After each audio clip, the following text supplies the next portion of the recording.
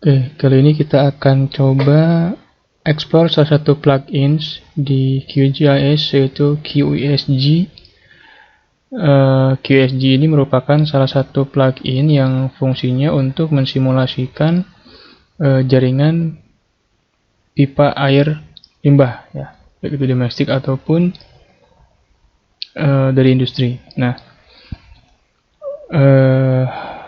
seperti yang tadi bahas sebelumnya, untuk melakukan simulasi dengan plugin QGIS ini kita perlu menyediakan beberapa files, ya, berupa vektor maupun raster yang sebelumnya kita telah siapkan. Seperti misalnya ini adalah final project yang telah dibuat.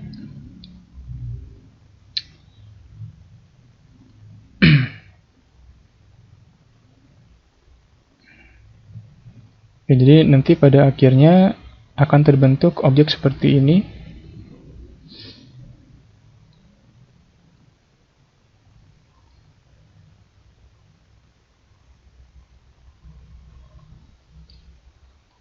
Nah, ini adalah project yang telah jadi, ya. Nanti pada akhirnya akan seperti ini. Jadi yang perlu kita siapkan adalah menentukan lokasi project, kemudian kita buat batas atau boundary dari project yang ingin kita tentukan lokasinya. Kemudian juga kita telah bicara tentang generating contour dari uniform point, regular point. Kemudian kita selanjutnya menentukan jaringan pipanya. Nah, jaringan pipa ini mempertimbangkan lokasi yang kita pilih sebagai area projectnya, gitu. Dan perlu diingat, kita perlu mempersiapkan raster, ya, yang telah tergeoreferensi ataupun langsung memanfaatkan base map yang disediakan oleh OSM ataupun misalnya Google Static Hybrid dan lain sebagainya. Karena untuk melakukan tracing jalur pipanya mengacu pada fitur-fitur yang ada pada raster ataupun base map tadi. Nah, jadi yang pertama dibuat adalah pipanya dulu. Jadi pada awal mula kita harus punya dulu nih sistem pipanya seperti ini, ya.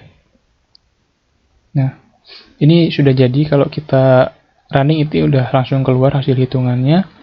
Kalau kita lihat profil hidrolisnya, misal saya akan cek di manifold 2 atau di pipa 2. Nah, ini profil hidrolisnya akan seperti ini, ya. Di sini ada, kita lihat ground elevation. Jadi yang pink ini ground elevation, yang hijau kalau kita zoom out, kalau kita zoom in kelihatan ini yang hijau adalah upper edge elevations atau bagian atas pipa, yang biru adalah airnya, ya. Yang biru adalah bagian bottom si pipa, gitu. Nah, ini dilihat ada 23, 24 dan ini adalah segmen pipa pada manifold 2 ini, gitu, ya. Oke, tanpa panjang lebar kita akan buat project baru. Anggap di sini saya sudah membuat satu vektor, ya, jalur pipa. Jadi tahapan awal adalah memastikan kita sudah memiliki jalur pipa. Tentunya jalur pipa ini dibuat mengacu pada raster ataupun base map yang kita pakai. Nah, hal lain yang perlu dipastikan adalah arah pembuatan vektor jalur pipa ini harus dari hulu ke hilir, dari upstream ke downstream.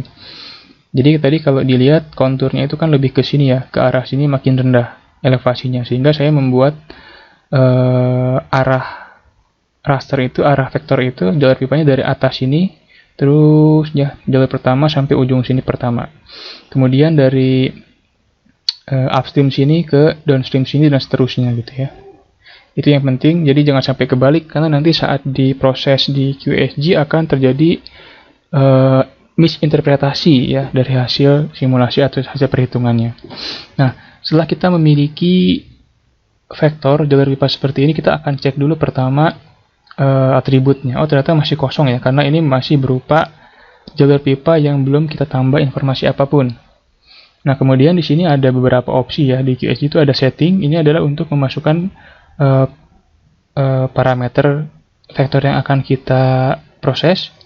Untuk no interference dan dam kita lewati saja karena elevasinya kita ambil dari kontur, tidak dari dam, ya.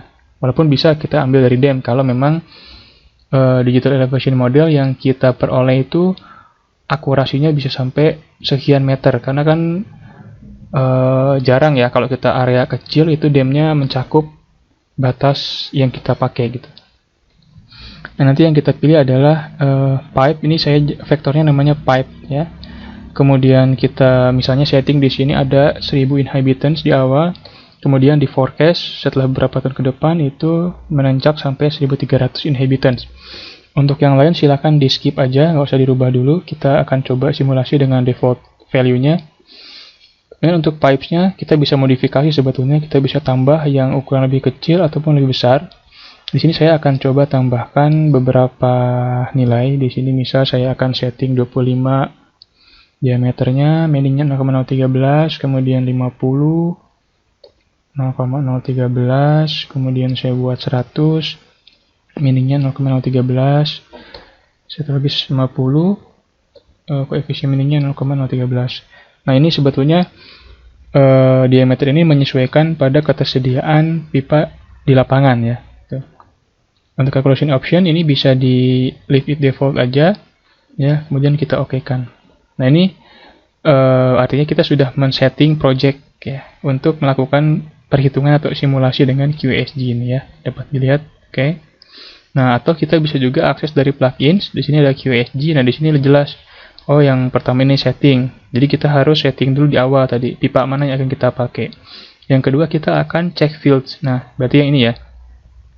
Check fields ini adalah untuk memasukkan kolom di atribut table. Jadi si simulasi dengan QSG ini memerlukan beberapa informasi lain ya, seperti panjang pipa, kemudian titik upstream, titik downstream ya, elevasi dan lain banyak sebagainya. Nah, ini kalau sudah kan berarti masih banyak nih yang belum ada kolomnya karena memang di atribut masih kosong ya. Kita yeskan aja. Nah, nanti tunggu prosesnya selesai. Nanti akan terlihat penambahan atribut di kolom di atribut tabelnya. Nah, dapat lihat ya. Walaupun isinya masih kosong nih. Isinya masih kosong semua ya. Belum ada isinya masih 00 semua nih kontennya. Gak apa-apa, karena memang di awal dia baru menyediakan field-nya atau baru menyediakan kolomnya aja. Nah, setelah kita menyediakan kolom, kemudian kita akan mendefinisikan ya. Kita akan mendefinisikan manifold-nya, akan mendefinisikan pipanya. Nah, di sini adalah pipa utama yang saya setting ya, main pipe dari si jaringan pipa air buangan air limbahnya. Nah, ini di yang warna kuning ini nih ya, ada 8 vertex. Nah, vertex ini sebetulnya menunjukkan juga manholes gitu. Jadi ini di awal inisialnya manhole 1, manhole 2, 3, 4 dan seterusnya sampai 8. Dan ingat di setiap sambungan pipa itu perlu adanya manholes. Dan bahkan kalau kita merujuk ke literatur itu ada diperlukan jarak tertentu ya. Untuk sekian meter itu perlu manhole sekian gitu. Untuk diameter pipa ukuran sekian. Nah, itu silakan nanti dipertimbangkan lagi. Di sini saya hanya akan mencontohkan manholesnya hanya disediakan pada setiap sambungan pipa, sambungan jalur gitu ya. Oke, saya okekan. Nanti akan muncul Windows lain ya untuk melakukan renumber network atau mendefinisikan pipa. Nah, ini kita bisa rubah ke 1 karena supaya nggak terlalu panjang ya. Ini kita buat number of digits 1 aja cukup. Kemudian ini juga number of digit untuk manhole 1. Nah, untuk manhole prefix ini bebas mau diganti angka 1, 2, 3 atau misalnya man pun hole bisa ya, terserah namanya. Jadi ini nggak ada pengaruh terhadap keperhitungan, tapi nanti harus didefinisikan bahwa misal manifold 1 itu ada 8 segmen tadi. Untuk segmen 1 dari manhole berapa ke berapa, nanti kita lihat ya di bagian setting. Nah, untuk ini kita bisa melakukan select upstream. Kita select aja tadi jalur pipa pertama main pipes-nya. Ini harus pasti terselect ya per jalur manifold-nya. Oke ya, jadi ini sudah terpilih ada 7 segmen total ya. Kita renumber. Nah, dia akan otomatis merubah tampaknya seperti ini. Nah, yang bulat ini adalah manhole ya. Nanti di sebagian